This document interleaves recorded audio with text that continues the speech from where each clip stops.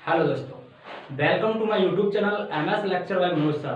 दोस्तों, आज के इस वीडियो में हम स्टडी करने वाले हैं क्लास फर्स्ट ईयर और 12th बोर्ड एग्जाम के दूसरे चैप्टर इंग्लिश ग्रामर के सिंथेसिस के बारे में। सिंथेसिस की मैं बहुत सारी वीडियो अपलोड कर चुका हूं, लेकिन आज हम पढ़ेंगे synthesis by using nominative absolute के बारे में।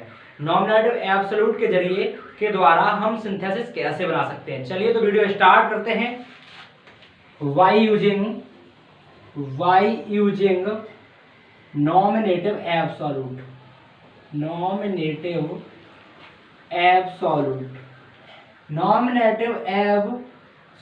का प्रयोग करके सिंथेसिस हम कैसे बनाते हैं, आज हम इसी के बारे में स्टडी करने वाले हैं। तो सबसे पहले दोस्तों हम जान लेते हैं कि नॉमिनेटिव एब्सोल्यूट होता क्या है, चीज क्या है नॉमिनेटिव एब्सोल्यूट। तो नॉमिनेटिव एब्सोल्यूट जो है दो शब्दों से मिलकर बना है। पहला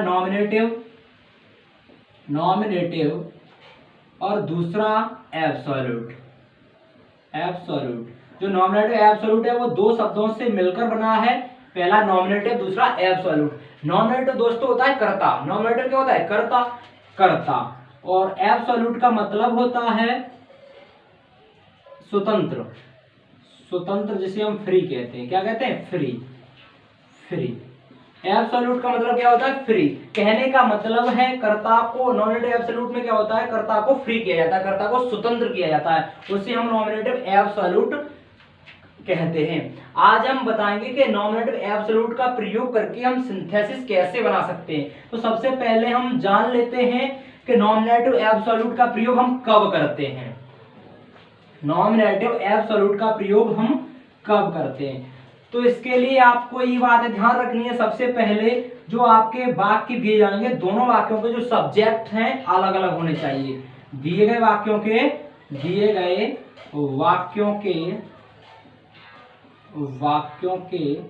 कर्ता अलग अलग हों। कैसे हों? अलग अलग हों। पहली इसकी अब जब प्रयोग करेंगे, दिए गए वाक्यों के कर्ता कैसे हों? अलग अलग हों। नंबर 2, एक दिए गए वाक्य में से एक वाक्य में रीजन,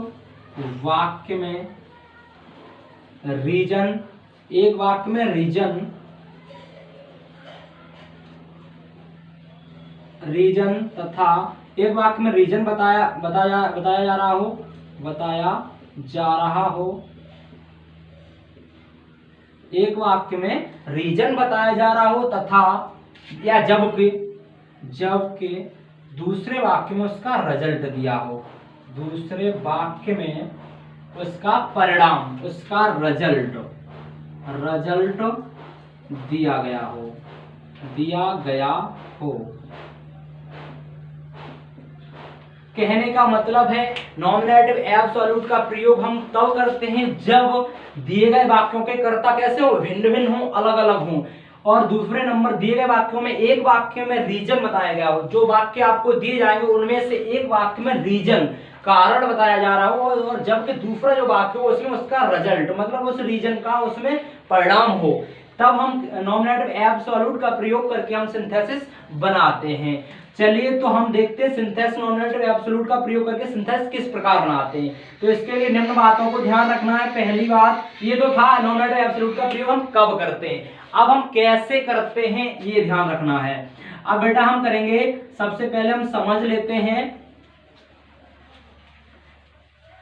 सबसे पहले आपको ये करना है, जो आपको वाक्य यदि रीजन वाला, इसके लिए क्या है, जो आपको वाक्य दिए जाएंगे उसमें यदि रीजन वाला वाक्य एक्टिव वॉइस में हो। कैसा हो? एक्टिव वॉइस में हो। यदि रीजन वाला वाक्य एक्टिव वॉइस में हो तब हैविंग के साथ V3 तथा पैसिव में हो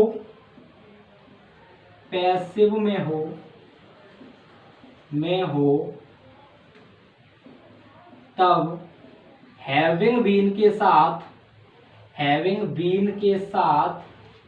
वर्ब की थर्ड फॉर्म V3।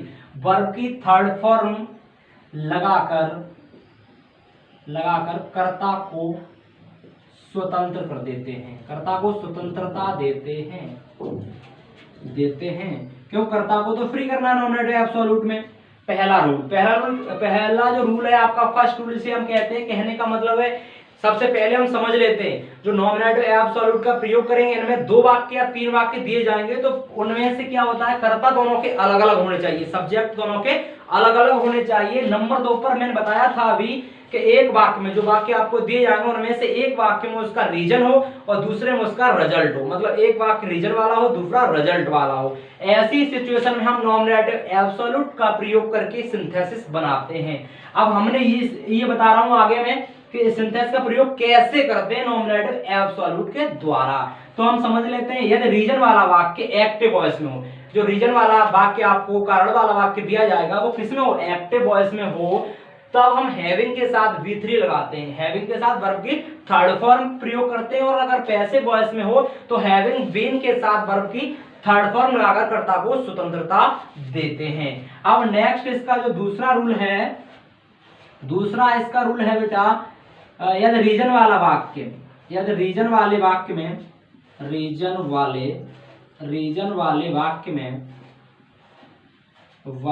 वाक्य में इज, आर, एम, वॉज,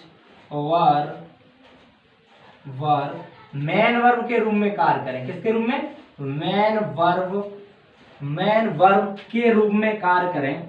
किसके रूप में कार्य करें? मेन वर्ब के रूप में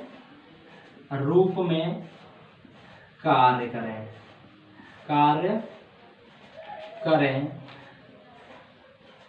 मेन वर्ब के रूप में कार्य करें, तब बीइंग लगाकर कर्ता को स्वतंत्र कर देते हैं,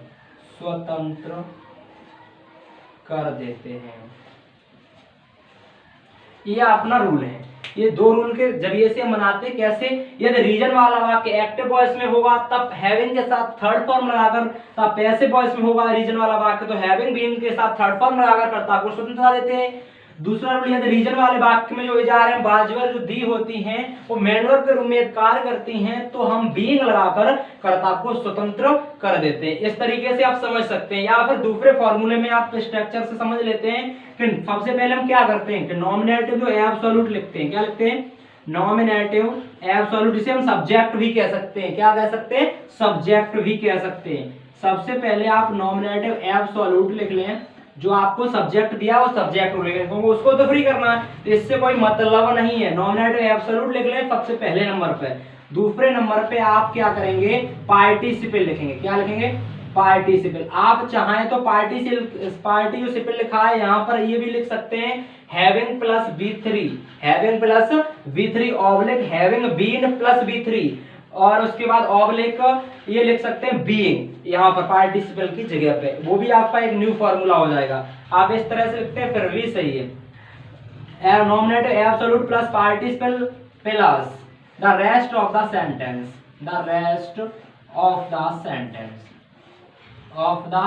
सेंटेंस, उसके बाद लगाएंगे कॉमा। क्या लिखेंगे? सबसे पहले नॉमिनेटिव एब्सोल्यूट, उसके बाद पार्टिसिपल, उसके बाद the rest of the sentence, इसका मतलब वाक्य का शेष भाग जो बचता है उसे लिख देते हैं। उसके बाद कॉमा लगाएंगे, उसके बाद है प्लस द अदर सेंटेंस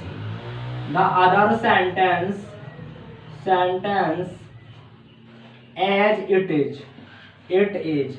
ये है दोस्तों आपका एक फॉर्मूला। सबसे पहले जो नॉमिनेटिव एब्सोल्यूट दिया जाता है उससे मतलब जो सब्जेक्ट को लिख देते हैं, उसके बाद हम पार्टिसिपल यूज करते हैं, जो रूल मैंने सामने जो लिखे हुए हैं आपके फर्स्ट और सेकंड रूल, इनके अनुसार पार्टिसिपल यूज करते हैं। उसके बाद the rest of the sentence, मतलब वाक्य का जो शेष भाग बचता है उसको हम लिखते हैं। उसके बाद the other sentence as it is, जो मतलब दूसरा सेंटेंस होता है उससे कुछ नहीं करना है, वो जैसे का तैसा कहें, मतलब ज्यों का त्यों, एज इट इज मतलब जैसे का तैसा या ज्यों का त्यों रहने देते हैं। चलिए फॉर एग्जांपल पे हम देखते हैं। पहला एग्जांपल है सेपरेट का, the college was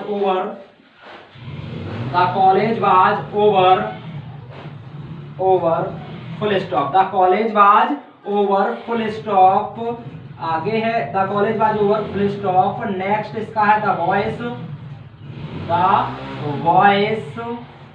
went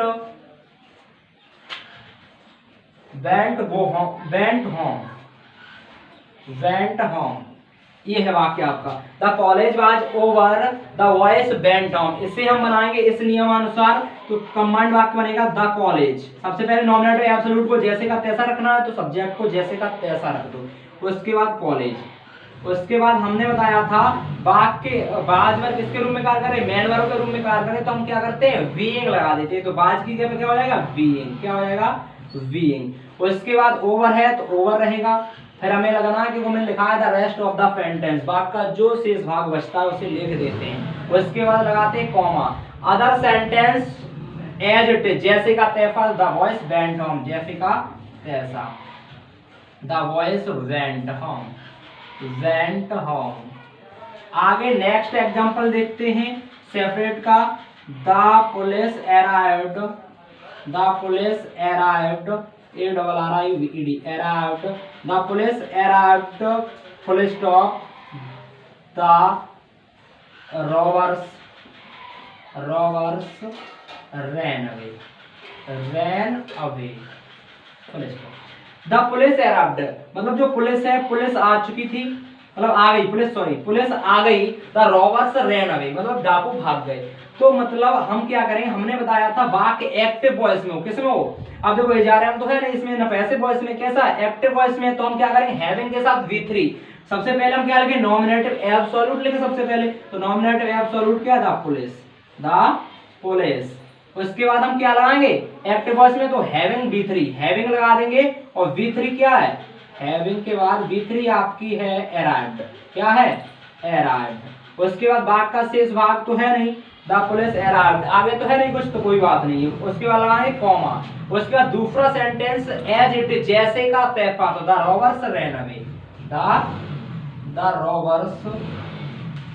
robbers ran away. ये था दोस्तों नॉमिनेटिव एब्सोल्यूट का प्रयोग करके सिंथेसिस बनाना। मिलते हैं नेक्स्ट वीडियो में। नेक्स्ट वीडियो में मैं बताऊंगा आगे जो सिंथेसिस का टॉपिक है। Thank you for watching. ये वीडियो अच्छी लगी है वीडियो को लाइक करें, शेयर करें, कमेंट करें, और अगर चैनल पर नए हैं चैनल को सब्सक्राइब भी कर दें। Thank you.